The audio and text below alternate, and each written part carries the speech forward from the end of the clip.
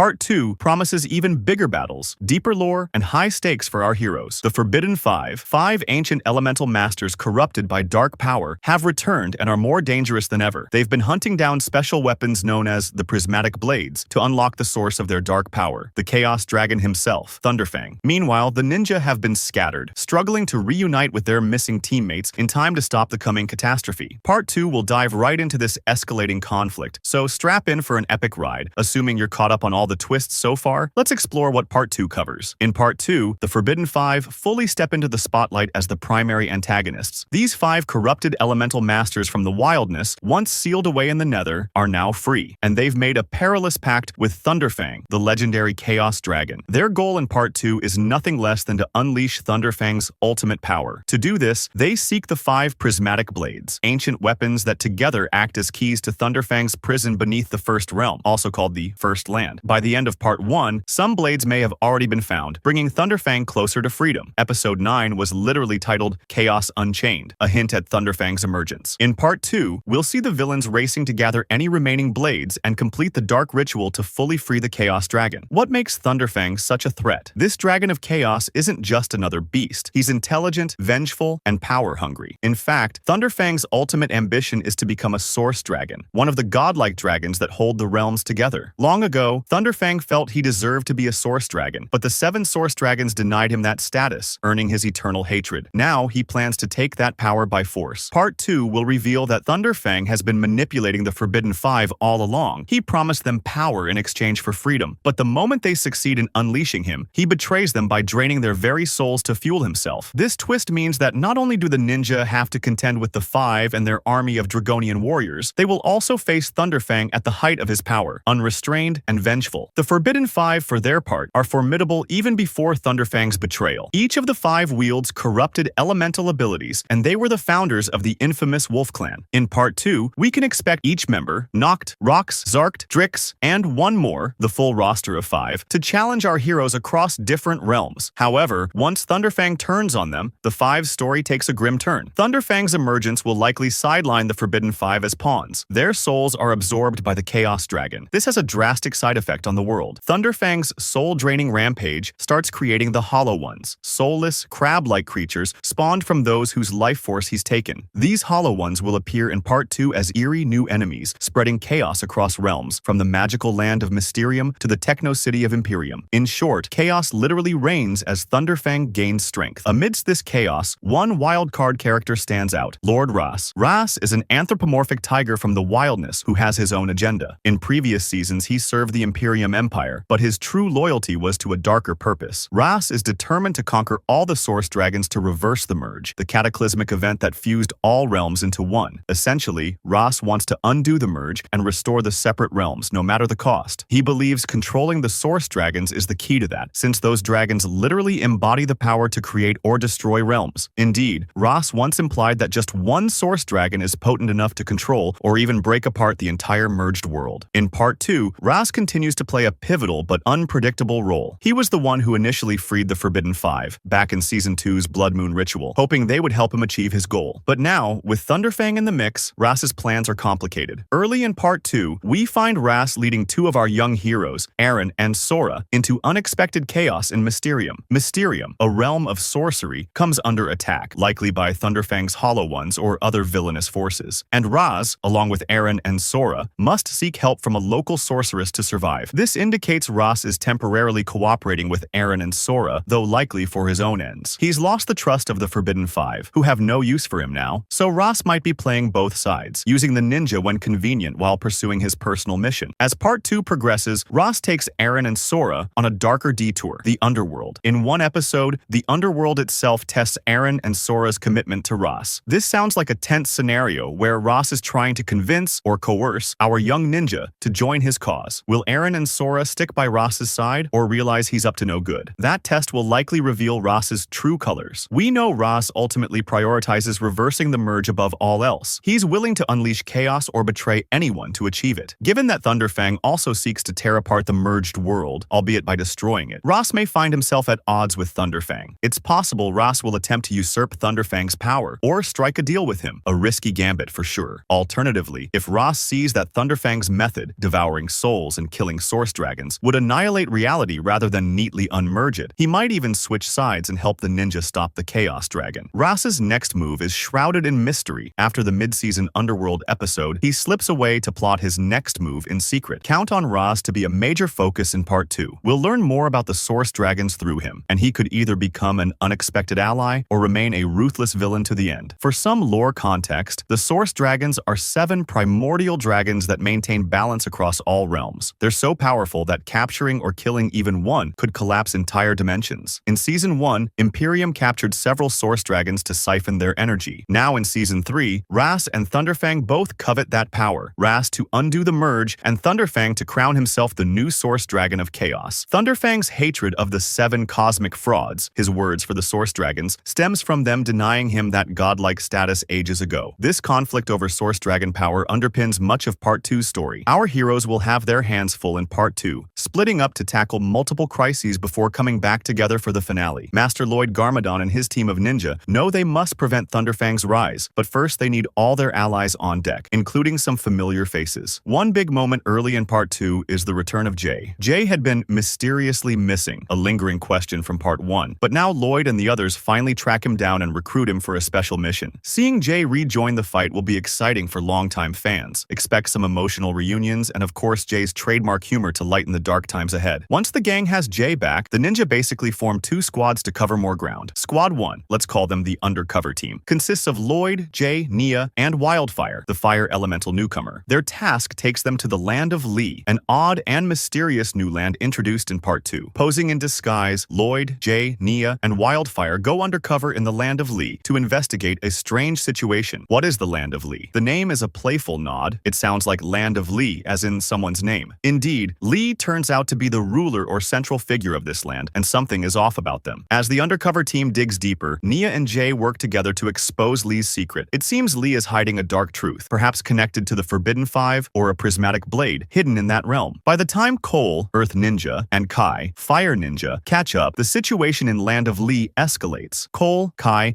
and a new ally named Frack uncover a shocking discovery just outside the Land of Lost Things, an adjacent area, which likely ties into the Land of Lee's mystery. All these threads converge as the ninja realize they must liberate the Land of Lee from whatever evil has taken hold there. The phrase "liberate Lee" suggests that either the person named Lee is under an evil influence or the land itself is under villain control. By episode 15, the ninja reunite as a full team, including Eren and Sora by this point, to free Lee and the people of that realm. This victory will probably earn them a new ally or crucial information for the final battle. Meanwhile, Squad 2, let's call them the Dragon Team, is dealing with Ross and the magical realms. This team initially is just Eren and Sora, with Ross tagging along, as mentioned earlier in Mysterium and the Underworld. Eventually, after the Underworld trial, it appears Eren and Sora split from Ross and rejoin the rest of the ninja, likely around the time of liberating Lee. Additionally, remember the baby dragon Ryu? Ryu has been a loyal little friend since Season 1, and in Part 2 he's getting some serious development. Ryu begins training under Rontu, an ancient master, and interestingly, one of the heroes who defeated the Forbidden Five long ago. Rontu teaching Ryu hints that Ryu might himself be a source dragon, or at least uniquely powerful. This training subplot will probably show Ryu learning to harness dragon energy, possibly becoming the key to countering Thunderfang's soul-draining chaos. As these adventures unfold, the threats in Part 2 are not limited to mystical realms. The villain's chaos spills into places like Imperium, the high-tech empire from Season 1. In one episode, we see Cole, Kai, and Frack battling the Hollow Ones in Imperium. The once mighty Imperium, home of Empress Beatrix, is now under siege by Thunderfang's soulless minions. This really drives home how widespread the danger is. No realm, whether magical or technological, is safe from Thunderfang's reach. The merge created a united world, and now that whole world is screaming, quite literally, as one episode title, The Screaming Earth, suggests. We might even witness civilians of Imperium or other lands teaming up with the ninja out of necessity, showing old enemies becoming unexpected allies against the greater evil. Throughout these parallel missions, Part 2 maintains an analytical eye on lore. Each new location, Mysterium, Land of Lee, Land of Lost Things, City of Temples, reveals more about the history and mechanics of the merged realms. For example, the City of Temples, which the ninja visit later in Part 2, could be an ancient hub of the First Realm with archives or guardians that guide the ninja. In fact, at one point, the ninja find guidance from an unlikely source in the City of Temples. This unlikely source could be a former villain or a mythical being. Could it even be the spirit of the first Spinjitzu master or an imprisoned source dragon Dragon giving advice. Moments like these will deepen the lore, possibly explaining how Thunderfang was originally imprisoned, or how the merge might be stabilized without destroying everything. As we approach the finale of Part 2, all roads lead to the Spectral lands, the eerie domain that the Forbidden Five briefly used as a hideout after their escape. It is here that Thunderfang intends to achieve his endgame, but the ninja are not going in blind. They have a plan of their own: awaken the Ark Dragon of Focus. The Ark Dragon of Focus is a powerful benevolent dragon, the mascot of Season 3, that has been hinted at since Part 1. If Thunderfang is a harbinger of chaos, the Ark Dragon of Focus represents order and balance. The ninja realize that only a being of that caliber can stand against Thunderfang's might. So in Part 2, the team splits up on separate journeys to awaken the Ark Dragon of Focus. This likely involves gathering particular items or performing trials across different sacred sites. We've already seen hints. The Caves of Bells are one such site. The ninja reach the Caves of Bells as part of this quest. Perhaps ringing some ancient bells or retrieving a relic from those caves will help summon the dragon. Simultaneously, Lloyd and Aaron fight their way through the Spectral lands to summon the Ark Dragon directly. This is a thrilling pairing. The seasoned green ninja and the brave newcomer working side by side in a ghostly realm, likely fighting past specters or Forbidden Five remnants to perform a summoning ritual. All the pieces come together in Chaos Reigns, the final episode of Part 2. By this point, Thunderfang has gathered the last of his power in the Spectral lands, empowered by absorbed souls and the prismatic blade's magic. His aim, to break the world apart and remake it in his own image as a source dragon of chaos. The ninja arrive for an all-or-nothing showdown. It's ninja and allies versus Thunderfang, with the fate of the merged realms at stake. Expect an epic battle full of elemental power and dragon fury. Lloyd, Kai, Nia, Jay, Cole, Sora, Aaron, and Wildfire all unleashing their spinjitzu and unique skills,